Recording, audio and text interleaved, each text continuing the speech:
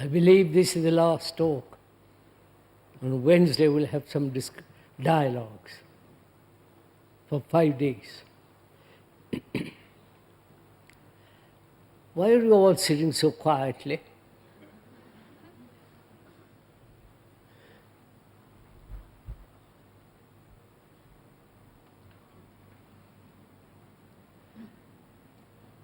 I wonder if you ever noticed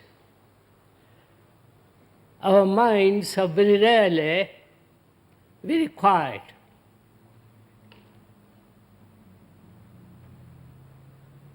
Silent. Having no problems, or having problems, putting them aside for a while, and having a free mind. A mind that's not cluttered, a mind that is not stretching out, not seeking anything, but absolutely quiet, silent, and perhaps observing not only what is happening in the world, but also what is happening in the inner world, in the world of one's own existence, one's own attitudes, travails, just to observe. I wonder if one has ever done this kind of thing. Or we're always seeking, searching, asking, analyzing, demanding, trying to fulfill, trying to follow somebody, some ideal, and so on. Or try to establish a good relationship with another.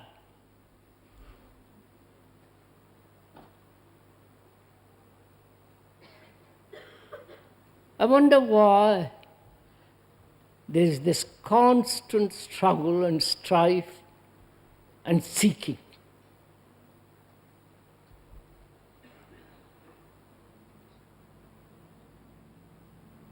One goes to India, I don't know why, seeking something extraordinary that's going to happen when you go down to that country. Follow somebody who tells you to dance, to sing, to do whatever you want. And there are those who try to force you to meditate in a certain fashion, accept authority, do certain rituals, shout when you like, and so on. Why are we all doing this?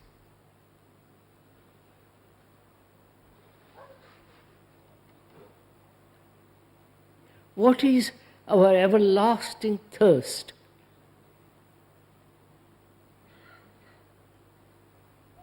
What is it that we are seeking?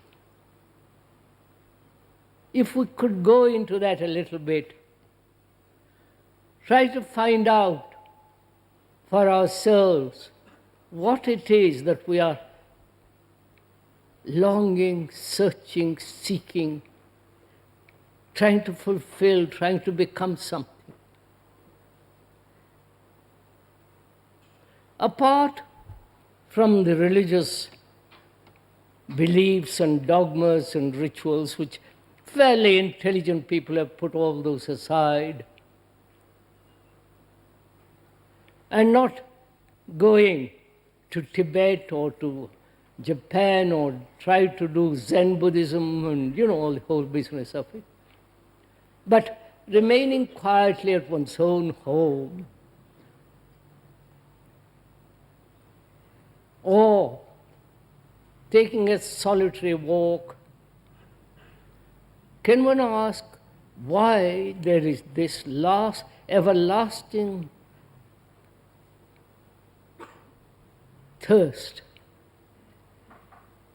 Could we go into that a little? Because we have talked about most things during the last 6 talks. 6 talks. We have talked about fear, thinking together. We've talked about sorrow, pleasure,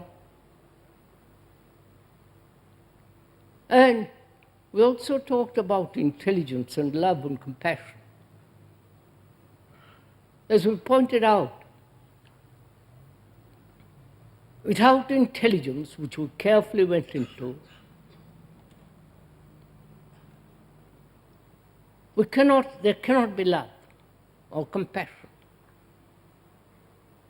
They go together. Not the intelligence of books and cunning contrivance of thought, nor the intelligence of a very clever, subtle mind, but the intelligence that perceives directly what is not true and what is false, what is dangerous, and immediately lets it go. Such a quality of mind is intelligent. And if we could go into this morning, not only into what is it that we're all seeking, longing, and also, perhaps as we go along, find out for ourselves what is the quality of a mind being all our senses, all our reactions, all our emotions and the capacity to think very clearly, all that is the mind, the essence of which is thought. And perhaps we could talk over together what is the nature of meditation. And if there is anything in life, in our daily existence, not only material activities and material possessions, money, sex, sensations, but also beyond all that, if there is something really sacred, not put together by thought, not the images that thought has created in various forms, in various cathedrals, temples, and so on, but actually for ourselves find out, perhaps through meditation, being free of all illusion and deceit and thinking very honestly, if there is something that is really sacred, which is the movement of meditation. So first, let us inquire, if we may, think together, what is it that we are hungering after?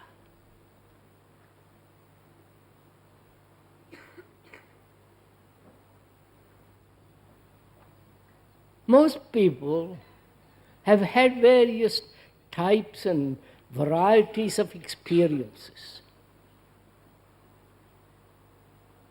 Not only sensual experiences, but incidents that have brought about various emotional, sensational, and romantic movements, but also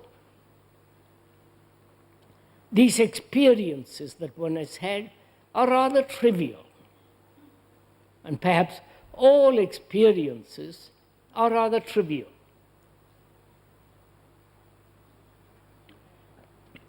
And when we begin to inquire what it is that we are all seeking, wanting, longing, is it a superficial, mere sensory, or something which desire seeks, which must obviously be rather superficial? And can we, in thinking over together, move from the superficiality to a more deeper, wider inquiry? Right? That we are, you and the speaker, are thinking out together.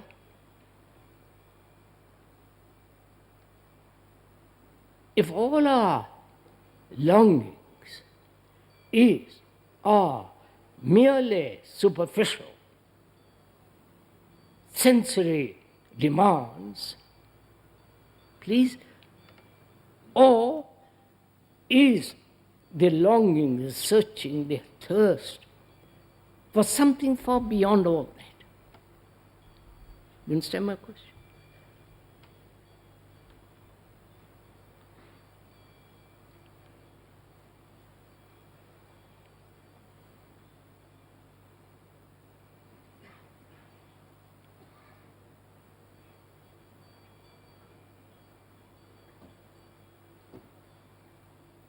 How do you inquire into this? When you are put this question, whether your inquiry, your longing, is merely superficial, such as wanting more money, better relationship, trying to fulfill, trying to become happy, trying to, superficially, on the surface, how do you inquire into that? Through analysis? Analysis is still the same movement of thought. Looking back. And analytically, thought examining itself and its accidents, its experiences, its examination will still be limited. Because thought is limited. That's clear. But that's the only instrument we have. And so we keep on repeating, using the same instrument, knowing that it's limited, and knowing that it cannot solve the problem, or have the capacity to inquire very deeply, and yet we keep on doing this. Right?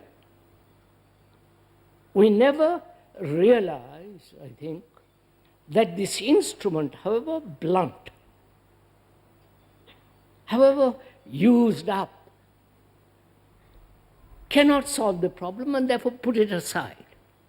We don't seem to be capable of doing that. Why? Please inquire with me. You understand my question?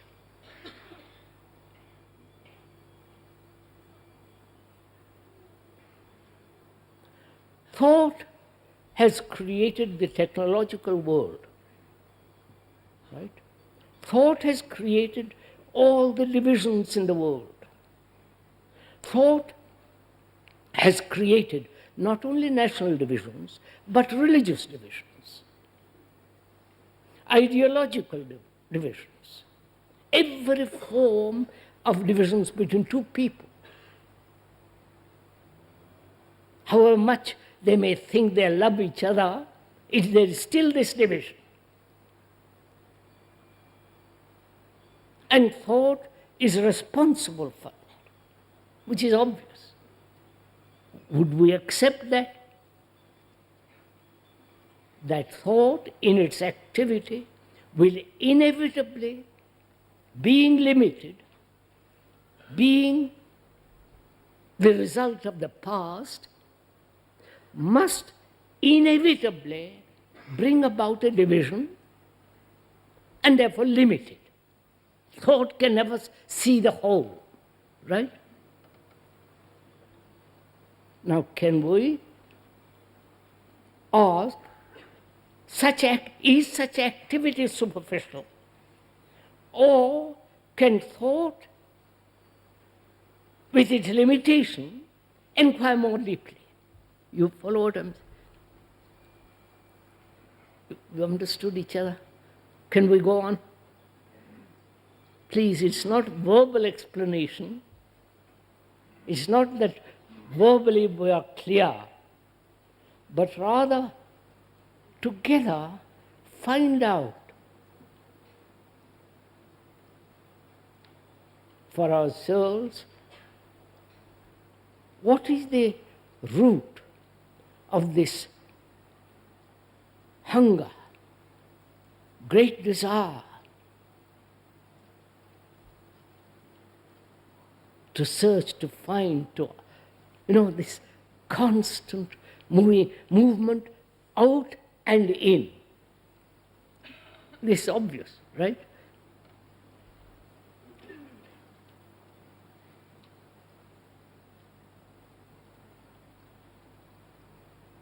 Is observation, to observe, the instrument of thought? You follow? Please go into this a little bit with me. To observe, does that involve the movement of thought? You may observe, then conclude, conceive, create through that observation. The creation, the activity through that observation is the movement of thought. That's what we generally do. I see that color, one sees that color, there is the observation of it, then like and dislike, prejudices, all those are the movement of thought. Right? Can one observe without any of the movement of thought?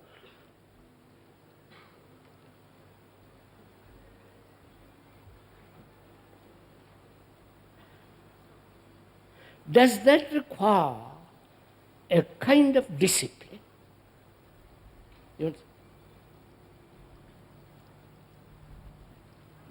Discipline, the root of it is to learn. To learn, not to conform, not to imitate, not to make the mind dull, routine, all that, but to learn. Now, can one learn that the activity of observation without the thought creating the image out of that observation and acting according to that image? Right? Can one merely observe, which is to learn, to observe and to learn or to be aware the movement of thought interfering with that observation, to learn about it, which is actual discipline, to learn. I wonder if you Are we following each other? Are we doing it as we're talking, or you're going to think it over? Please, we're all doing it together, thinking it out together. So, we are saying, when there is observation into, say, our longing, our thirst for something, can you observe without any motive? Motive being the past, which may be the desire, the conclusion of thought, without the past not interfering with the actual observation. Can we do that? That's to learn. This whole movement, the observation, the interference of thought, and what the result and the effect of all this movement, just to observe.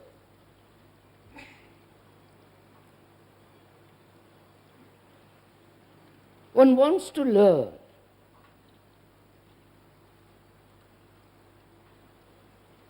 Learning is the accumulation of knowledge, generally, right? School, college, university, or learning about about relationship, and so on, learning. Having accumulated knowledge, then act, right? The purpose of learning is to accumulate knowledge, and from that act skillfully or unskillfully, depending. Or you act and then learn, which is from action accumulate knowledge. You understand? You are following all this? So our action is always based on the accumulation of knowledge. Right? Acting and learning from acting and accumulating. Accumulating knowledge and acting. Right? So our actions are always based upon the past, or the past projecting the future and acting according to the future. It is the same movement, modified, but it's still the same movement, right? I wonder if you're following all this. You're doing it, sirs?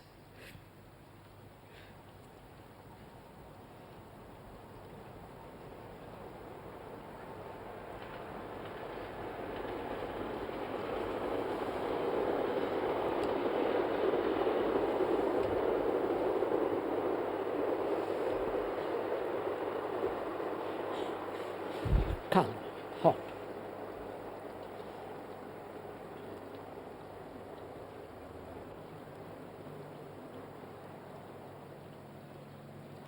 We are pointing out something entirely different. Understand? Accumulating knowledge and then acting. Accumulating knowledge and projecting from that knowledge the future and acting from the future. So our actions are invariably the result of the past or the future. That is action based on time. Yesterday, today, and tomorrow. Yesterday, meeting the present, which is today, modifying itself and proceeding. Right? Our action is based on that. So our actions are always incomplete, obviously. Because in that there are regrets, a sense of frustration. They're never complete, obviously. Right? Now we are pointing out something else. Totally different thing, which is an observation in which the past and the future doesn't exist. Just to observe, as one observes, if he's a good scientist, through a microscope, observing what is actually going on. Right? Well, when he observes what is actually going on, the thing that which he is observing undergoes a change, undergoes a movement. Right? Please listen to this. That one observe the longing, the seeking, the urge, the intense energy that's demanded, just to observe that without the movement of the past. You have got it? Are you following all this? It's not terribly intellectual, please. It is merely logical, merely reasonable, and therefore rather sane. Sane, which means healthy.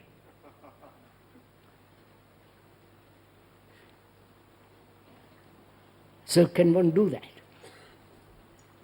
To observe our longing, what it is we want out of life.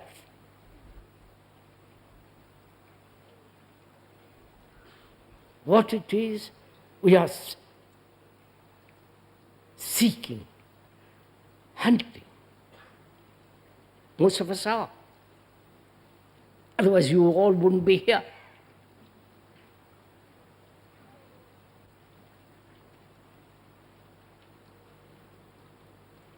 That is, please go into a little more.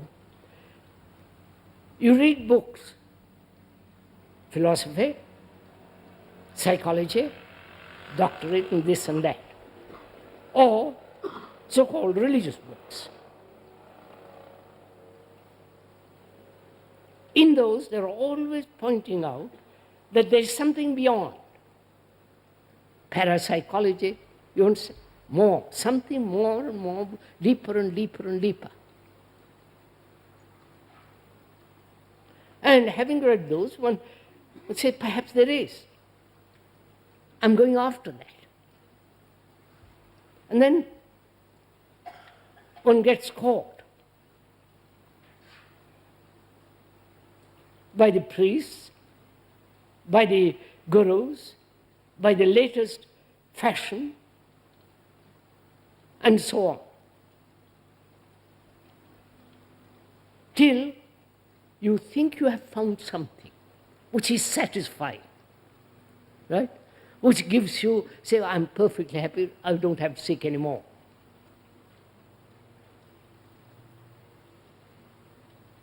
Which may perhaps be an illusion.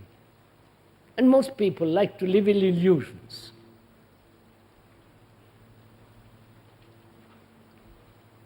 And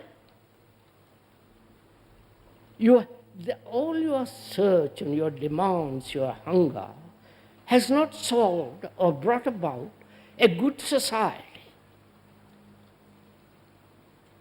You understand? A good society. A society that's based on peace.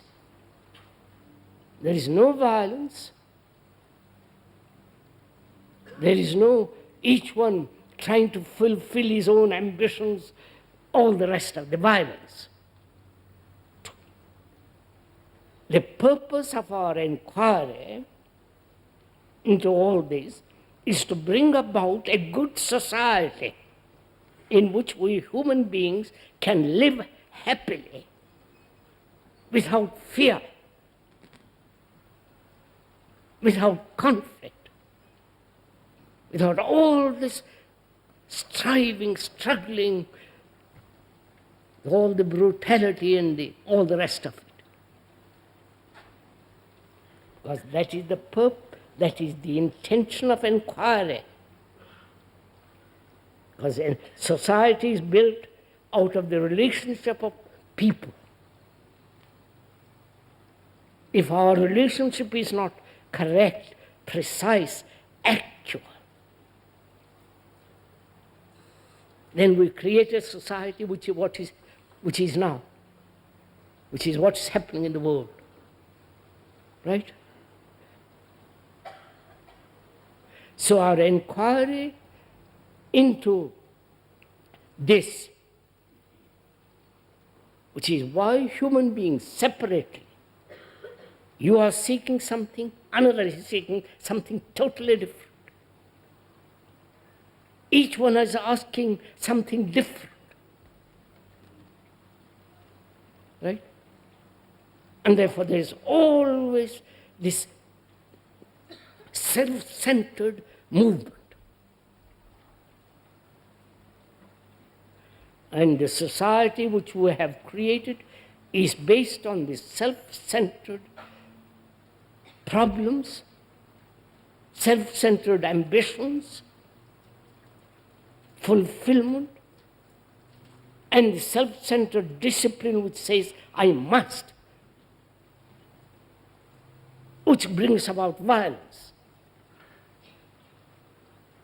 We are inquiring into all that which we have, and also we are inquiring into a mind, your mind, mind. You understand? When we use the word mind, it's not your mind or my mind, mind. Because your mind is like the mind of thousands and millions of people. Right?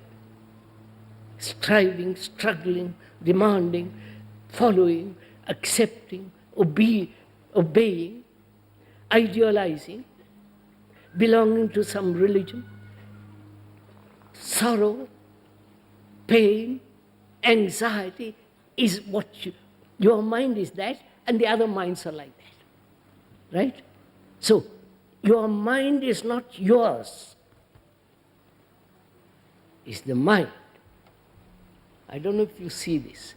You may not see this because your vanity, your sense of individual importance may prevent this observation which is actual. Right? I wonder if you see this.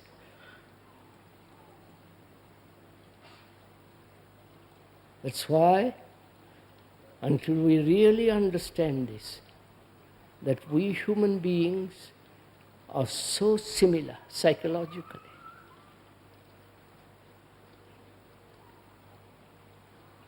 We human beings, right throughout the world, are so unhappy. They all pray, but prayer doesn't answer this problem. They are still unhappy, still striving, still despairing. This is the common mind.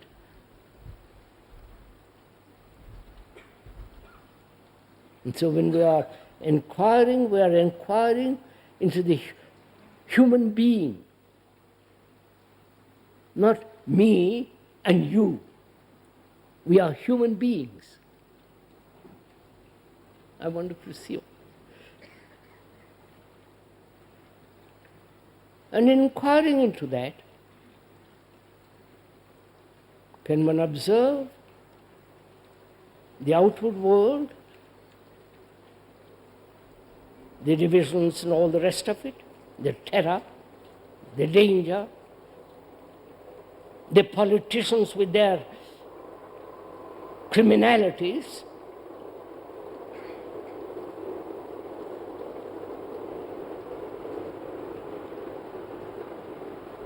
can we observe all that? Just to observe, not draw a conclusion. If we observe what is happening out there,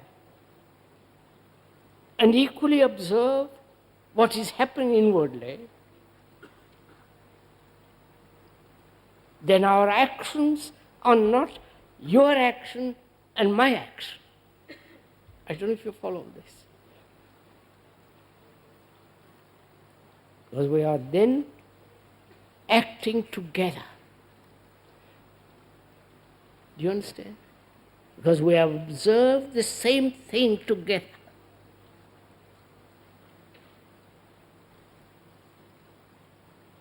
Now we're asking what it is that we are seeking. Do you understand? If you ask yourself, what is it you're seeking? Is it money? Is it security?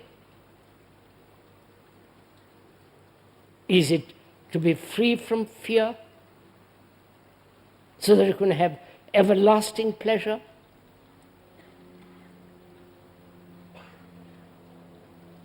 Is it that you are seeking to be free from the burden of sorrow? Not only your burden, but the world's burden of sorrow.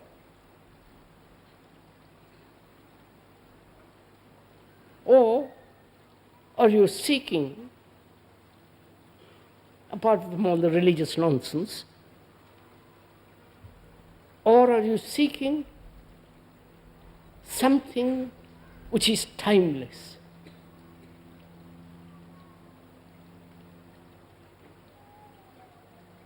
Something that thought has not touched at all. You understand? Something essentially original.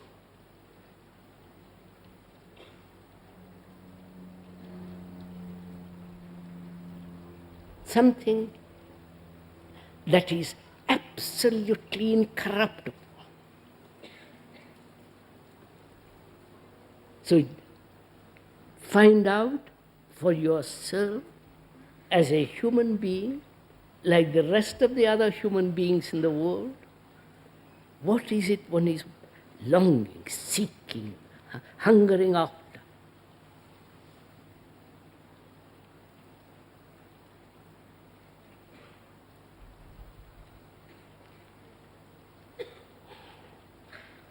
If one is wanting experience,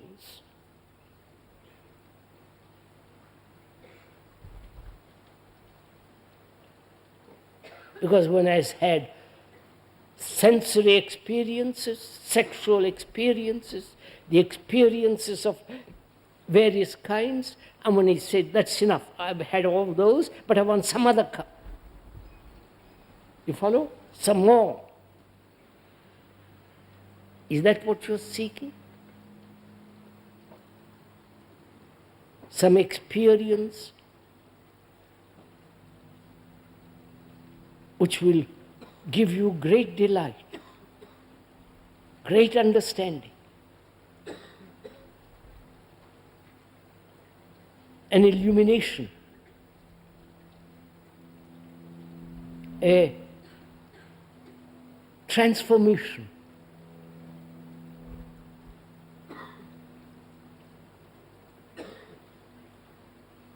How will you find out?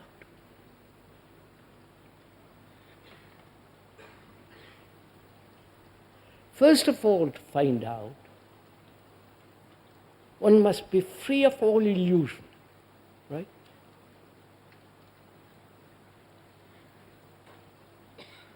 Which means terrible honesty,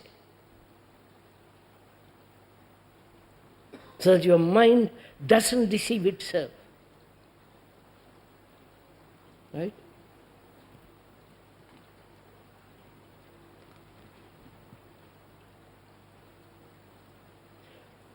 Not to deceive itself,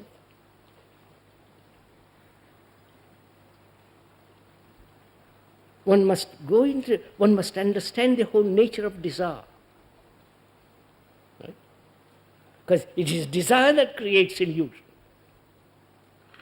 Through desire, one wants fulfillment. One hopes for something more. So, unless you comprehend the whole nature and structure of desire, it will inevitably create illusion. And we went into the question of desire. So can your mind, having understood the activity of desire, know its relative value, and therefore be free to observe, which means to observe without any kind of illusion.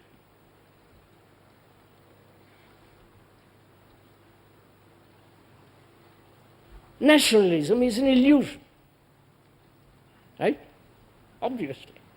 That's very easy.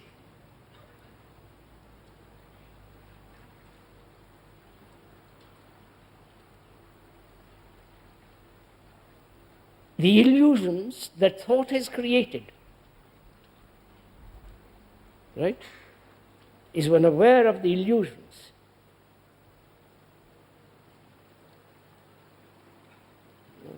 Come on, sirs. And when the mind is free of illusions, and so being absolutely without any hypocrisy, being clear, honest,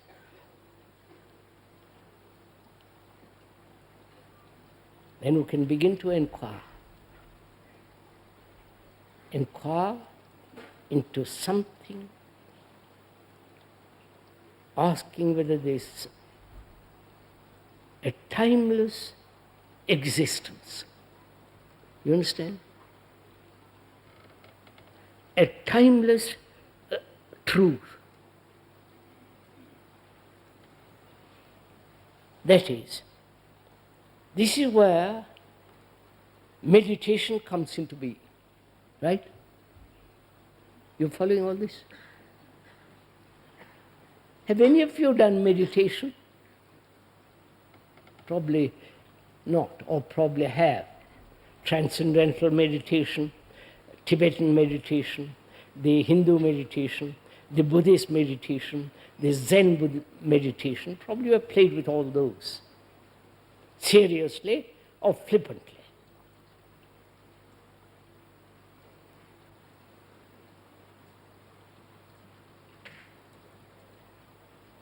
All those, as far as one can understand, and speaker has discussed this question with all the scholars of all the various circuses, and their whole concept is that thought must be controlled.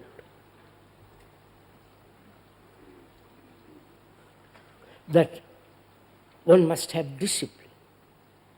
One must subjugate one's own feeling to something other than what is.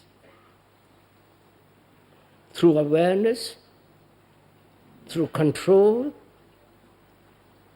through constant alertness. You know all this, don't you? And repeat certain mantras, slogans. You can repeat Amen or Coca-Cola or what you like. No, don't laugh. They're all similar. So what we are saying is, meditation has been accepted to be all this. Now, if you want to find out what is meditation, not just accept what somebody says, if you want to find out,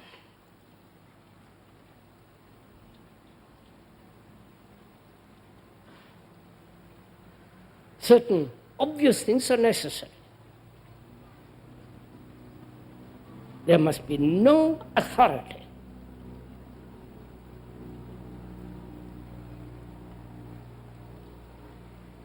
Because then you depend on that. Right? Obviously. Therefore, you are struggling.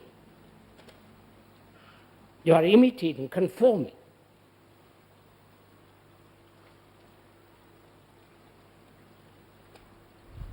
And one must understand the nature of control. Who is the controller? You understand? You understand this? I wonder if you understand all this. No? Are you interested in all this? Because it's your life, not my life. It's your everyday life we are talking about.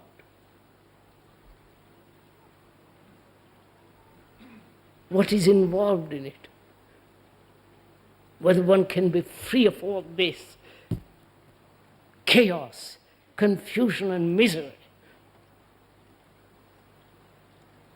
And this is the inquiry. You are inquiring, not me inquiring, you accepting. We are together inquiring, we are together taking the journey.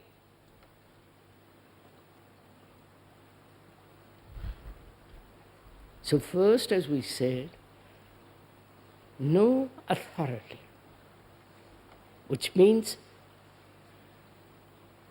cease to be second-hand. You understand? We're all second-hand people.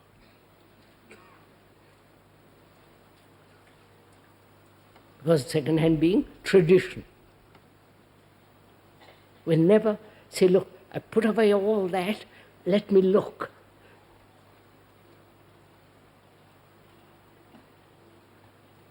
The next question is control.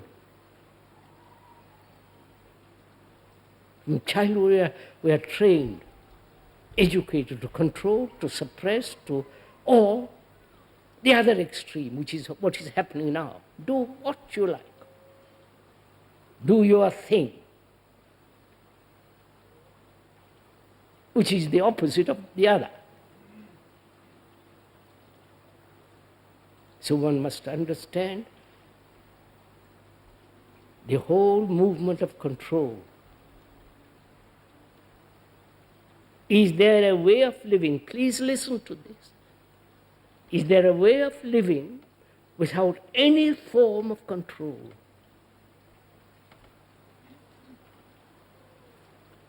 Which doesn't mean doing what you like. Either permissiveness or the other, indulgence. Is there a way of living? Please inquire this. Perhaps this is something new to you, in which not a shadow of control.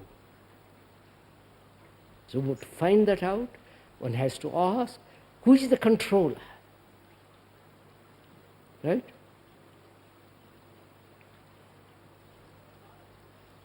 We are inquiring into what is meditation. Because perhaps if one can understand the nature of meditation, not the meaning of the word. Meaning of the word is very simple, to ponder, to think over, to inquire and so on, so on. But apart from the word, to find out what is meditation. It may, in this inquiry, bring about a life which is extraordinarily sane, extraordinarily rational, and may be able to find out something that is nameless, timeless. We are leading to that. So who is the controller? Who says, I must control my feelings, or I must not I must allow my feelings to flow, and so on. Who is that entity that says, I must control? You understand? Control and the controlled. The controller and the thing to be controlled. So there are division. Who is this controller? Is it not still the movement of thought? Thought has said, please follow this. Thought has said, I have experienced this, I have learned this, I must, all the rest of it, which is the past. So the past is the controller, right? And that which is happening now has to be controlled by the controller, right? You understand? Are you following all this? Or are you just going to sleep?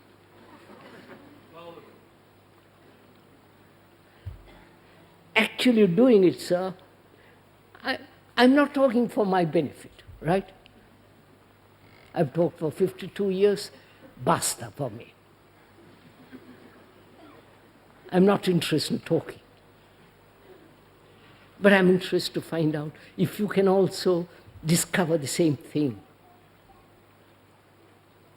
So that your own life will be totally different, transformed, so that you have no problems, no complexities, no strife, longings, all the rest of it. That's the reason the speaker is talking. Not for his own gratification, not for his own enjoyment, not for his own fulfillment, all that nonsense.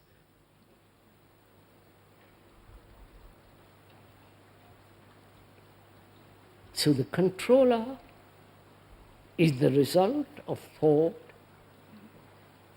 based upon knowledge, which is the past, and that thought says, I must control that which is happening now, right? The actual. The actual is being, say for example, envy or jealousy, which you all know.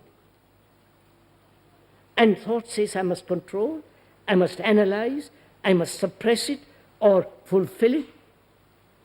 So there is a division, right? The division created by thought.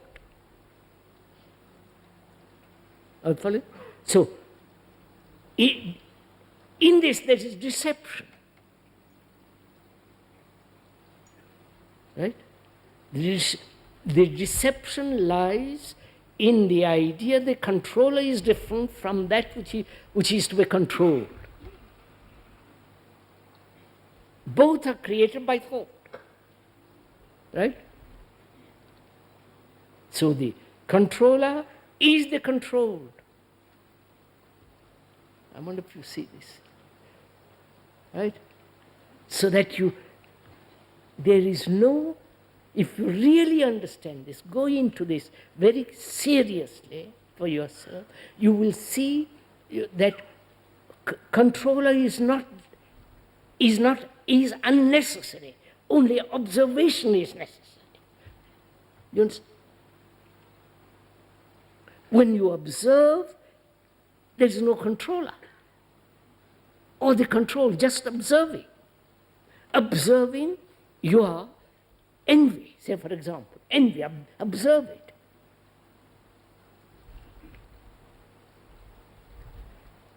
Without naming it,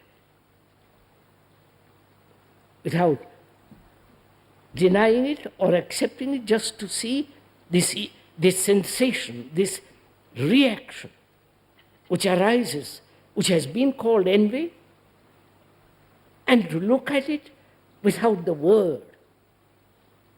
You're following all this? Then, when there is no word, because the word represents the past. You're following all this? And when you use the word envy, it strengthens the past.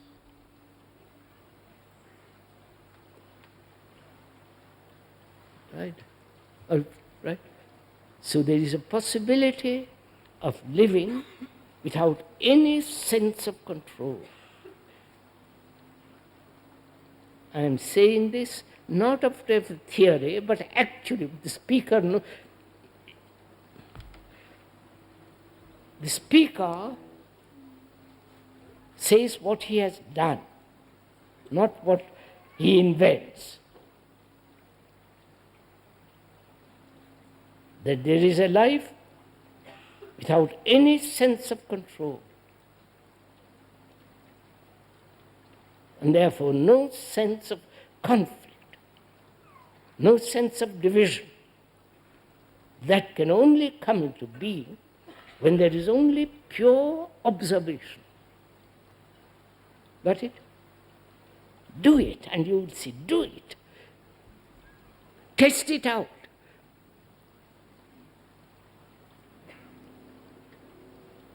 When there is no conflict whatsoever, what takes place in the mind? You understand? Conflict implies movement, right? Movement is time. Right? Time being from here to there, both physically and psychologically. That is, the movement from the center to another center, or the movement from the periphery to another. You follow? There's this constant movement in all of us. Now, if you observe this movement very carefully, and as you observe what takes place in the mind, you're following all this? First, you have understood no authority, the nature of thought being limited, and knowledge, which is stored up in the brain as memory, and that memory acting as thought in action. So, knowledge is always part of ignorance. Right? I went into that. So what takes place in the mind?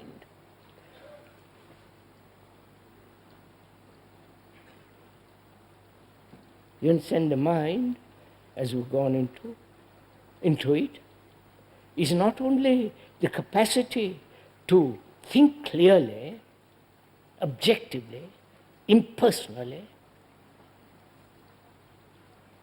and the things that thought has created, technologically is all the rest of it in the world, and thought has also created all the inward problems, right?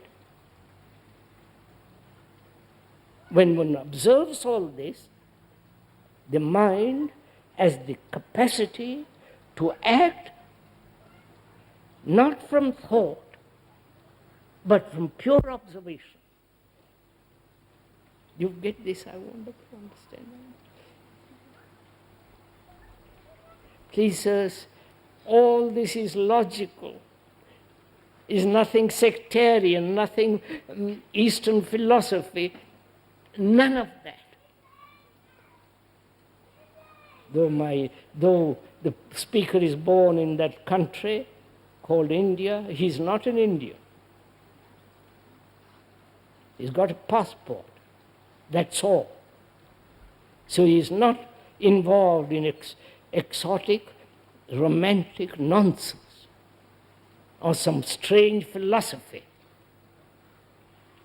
We are only examining what is actually taking place. And to observe what is actually taking place, one must look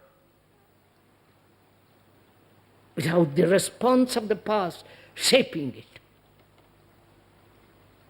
From that pure observation, there is action. That is intelligence. And that is also the extraordinary thing called love and compassion.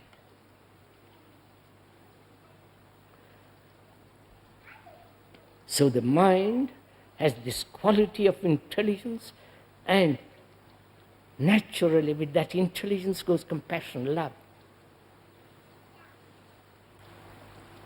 Love is not mere sex. For God's sake, brush all that. Love is something other than mere sensation. Totally unrelated to our demands and fulfillments and all the rest of it. So the mind now has this quality, this stability.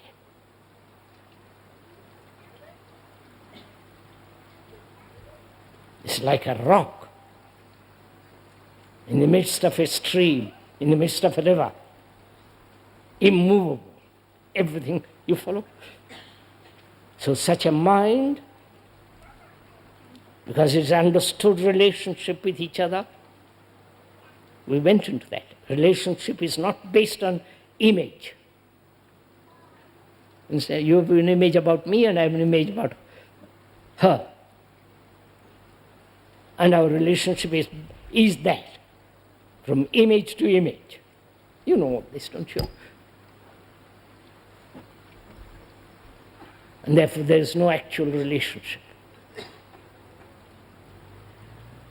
There may be the relationship of touch, of the senses. But that's not actual, deep, profound relationship with another. If there is not that profound relationship, there is conflict.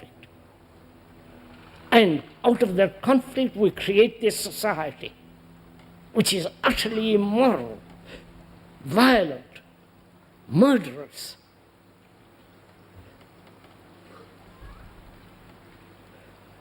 So the mind is now, has this quality of great stability.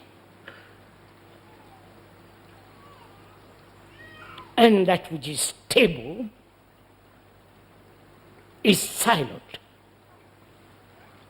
Right? Are you following all this? Have you gone into, you understand, to be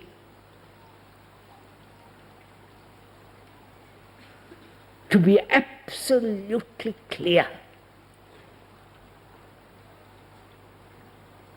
to have clarity which can then examine any problem. That clarity is stability. You understand? It's only the mind that's confused, contradictory, broken up, that's unstable, neurotic, seeking, striving, struggling.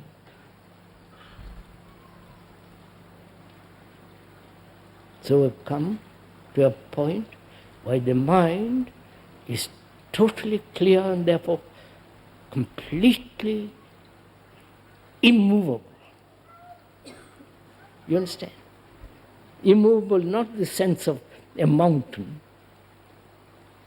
but immovable in the sense that it is so completely, has no problem, you find all that. Therefore it's extraordinarily stable and therefore pliable.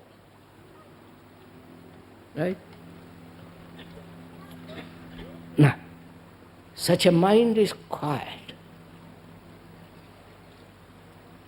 And you need to have a mind that's absolutely silent,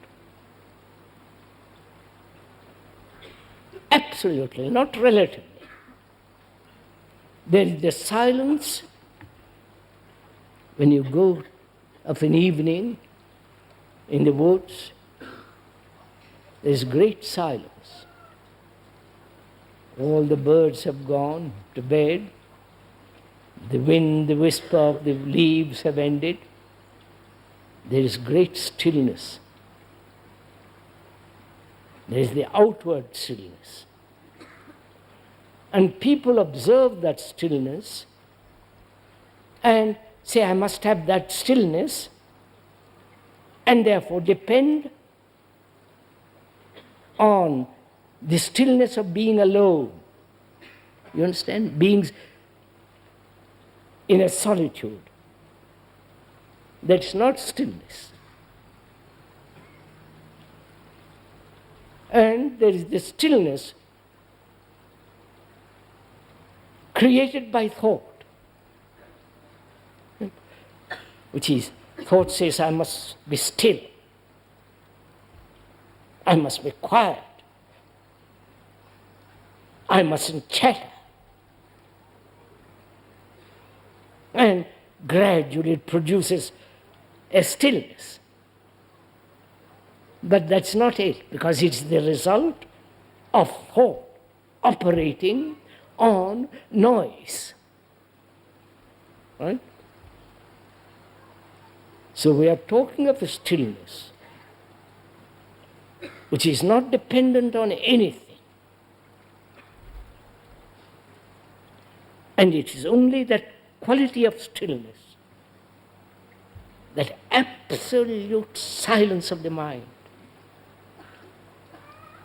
that can see that which is eternal, timeless, nameless. This is meditation. Right?